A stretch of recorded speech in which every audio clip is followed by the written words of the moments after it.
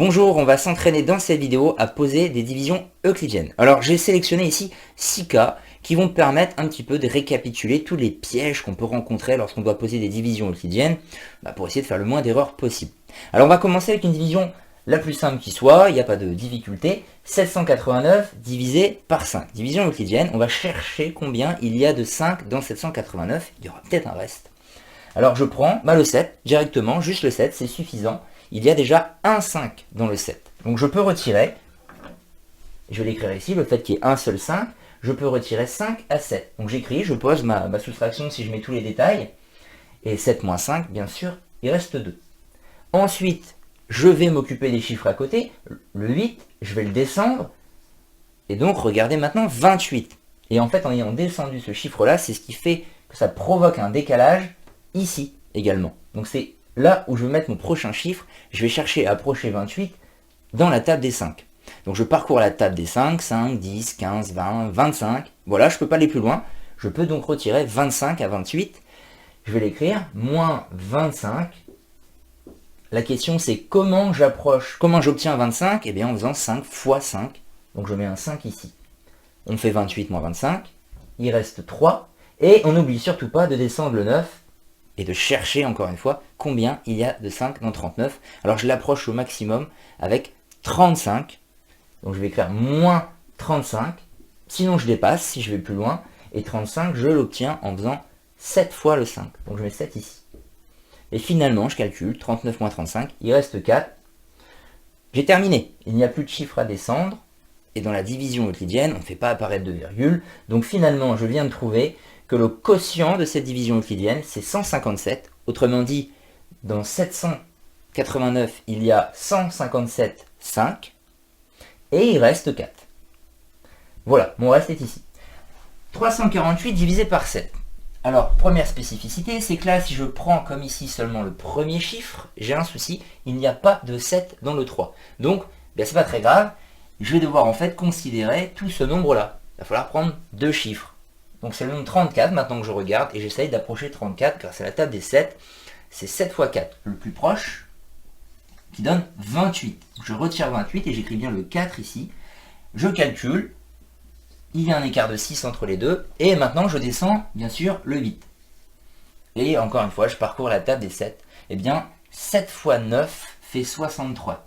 Donc je peux aller jusqu'à retirer 63. J'écris bien mon 9 du 7 fois 9. Et il reste 5. Voilà, encore une fois, j'ai terminé. Quotient égal à 49, reste égal à 5. Ça veut dire que je peux écrire 348 comme étant, bien, combien de 7 ? Parce que c'est ça que je cherchais. 49, il y en a 49. Et il faut encore ajouter 5 pour retrouver 348. Voilà, c'est une écriture de 348 qu'on arrive à trouver, à déterminer grâce à la division euclidienne. Cas suivant, 421 divisé par 3. Alors cette fois, je peux bien prendre un seul chiffre, ça suffit. Je vais donc retirer 3, c'est-à-dire une fois le 3, il va rester 1. Je vais descendre mon 2, qui fait 12, et je parcours la table des 3. 3 fois 4, ça fait 12 justement. J'écris bien le 4 ici, et je retire 12. Il reste donc 0. J'oublie pas de descendre le 1. Et c'est là où je fais aussi attention. À chaque fois que je descends quelque chose, je dois me poser la question, est-ce qu'il y a un nombre, un certain nombre, ici c'est 3, un certain nombre de 3 à l'intérieur de ce nombre-là. C'était le cas ici. Lorsque j'ai descendu le 8, je ne me suis pas arrêté, je me suis posé la question, est-ce qu'il y a des 7 dans 68 ? Et donc ça m'a rajouté un chiffre ici. Eh bien il faut aussi ne pas oublier de le faire ici. Je dis ça parce que on se dit, dans 1, il n'y a pas de 3. Et ça c'est une réponse. C'est-à-dire on s'est posé la question. Est-ce qu'il y a des 3 dans 1 ? Non. Eh bien, ça veut dire qu'on met un 0 ici. Faut pas oublier de le mettre. Sinon, on ne récupère pas 421. Si on fait 3 fois 14, on est loin d'avoir des centaines. Ça peut être un indice pour se dire, attention, je ne dois pas oublier de mettre un 0. 1305 divisé par 20. Alors là, on arrive juste dans des cas spécifiques à cause du diviseur. Premier exemple, c'est le cas où le diviseur est une dizaine. 20, 30, 40, 50, comment on fait ? Bon, c'est pas non plus très compliqué. En fait, on va faire comme si d'abord, c'était juste 2, parcourir dans sa tête la table des 2, que je peux écrire ici. Donc 2, 4, 6, etc. Mais en fait, c'est pas 2, c'est 20, ce qui veut dire qu'on rajoute un 0. C'est comme ça que l'on peut construire très facilement la table de 20, la table de 30 également, en parcourant la table des 3, etc. Alors du coup, si je prends que le 1, bien sûr, ça ne suffit pas, donc je pourrais dire que je prends le 13, ça ne suffit pas non plus, c'est plus petit que 20, il va falloir prendre 130. Et on va chercher à approcher 130 grâce à la table des 20. Alors en vrai, je vais d'abord essayer d'approcher 13 avec la table des 2. Ça revient un petit peu à ça. J'enlève un 0 ici, comme ça je peux en enlever un là. On peut se dire ça. Sinon, on écrit la table complètement.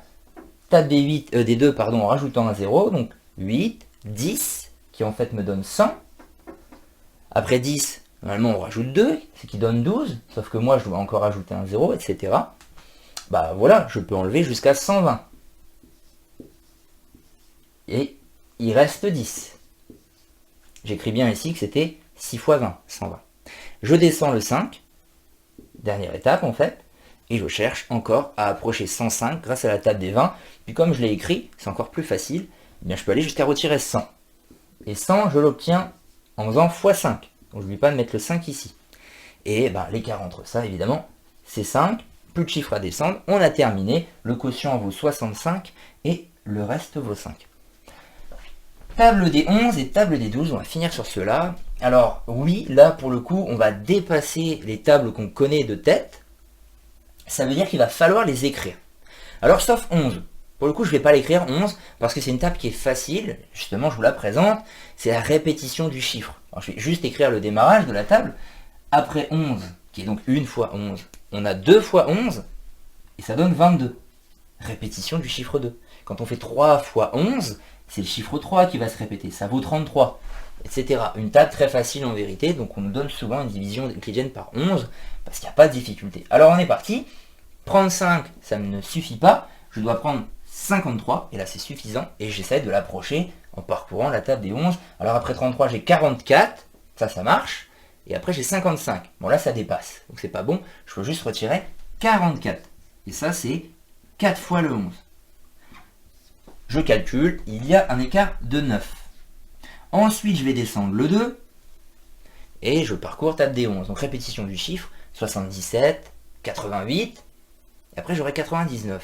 Répétition du 9. Bon, ça va dépasser 99, donc je peux juste faire 8 fois 11 et retirer 88. Et là, il y a un écart de 4. Alors, je ne pose pas en fait les soustractions. On fait plutôt, on cherche en partant du petit à rejoindre le grand, même en comptant avec ses doigts, par exemple. C'est assez facile. 88, on se dit. Après, c'est 89, 90, 91, 92. Voilà, il y a un écart de 4 et je n'ai pas eu besoin de poser avec des retenues cette soustraction. C'est pas utile. Enfin, je descends le 5. Et je sais bien que je peux l'approcher, comme tout à l'heure, avec 44. C'est-à-dire 4 fois le 11. Et là, il reste 1. Voilà. Mon quotient 484, mon reste c'est 1. Enfin, 519 divisé par 12. Là encore un classique, la division par 12. Sauf que 12, on ne le connaît pas de tête. Pour le coup, on écrira systématiquement sa table de multiplication. Même si elle peut être apprise. Et donc, par contre, on va peut-être pas avoir besoin d'aller jusqu'à la fin de la table. Ça, je déconseille, quel que soit le nombre qu'on doit écrire, dont on devrait écrire la table parce qu'on ne la connaîtrait pas, donc un nombre qui dépasse 10, on écrit la table seulement au fur et à mesure de ce qu'on a besoin. Je m'explique, on va démarrer. 519, je vais pas prendre que 5, ça suffit pas, je vais donc prendre 51. Je vais chercher à approcher 51. Je commence un peu à écrire la table des 12. Donc, je l'écris comme ceci. Je vais par exemple mettre 12 fois 1, j'écris que fois 1, ça me suffit. Donc 12 fois 1, ça fait 12 bien sûr. Ça, on est loin encore, on va continuer. 2 fois 12, ça on peut penser aux heures, ça fait 24. On va continuer, 3 fois 12, je rajoute 12, on va de 12 en 12, 36. Je m'approche, mais je peux peut-être faire mieux. Calculons x 4. Donc on rajoute 12 à 36, on obtient 48. Petite remarque, on voit bien qu'on ajoute 2 en fait aux unités. La vie c'est 12. 2 aux unités et une dizaine supplémentaire. Bon, au bout d'un moment, on fait attention, il y aura une retenue. 48, c'est bon, je m'arrête là, parce que je vais dépasser, après je le sais bien. Donc, je peux retirer 48, c'est-à-dire 4 fois le 12, et il y a un écart de 3. Je descends le 9, 39, j'ai cherché à l'approcher avec 12, je ne vais pas avoir besoin de continuer cette table, mon travail est même terminé. Alors si j'avais eu besoin, bien sûr, j'aurais continué, mais là c'est pas le cas. Je peux retirer 36, c'est-à-dire 3 fois le 12. Il reste 3, j'ai terminé. pour écrire une dernière fois ce que j'avais présenté ici, on peut donc résumer en disant que 519, c'est combien de 12? Eh bien 43 plus 3. Voilà, à bientôt dans une autre vidéo.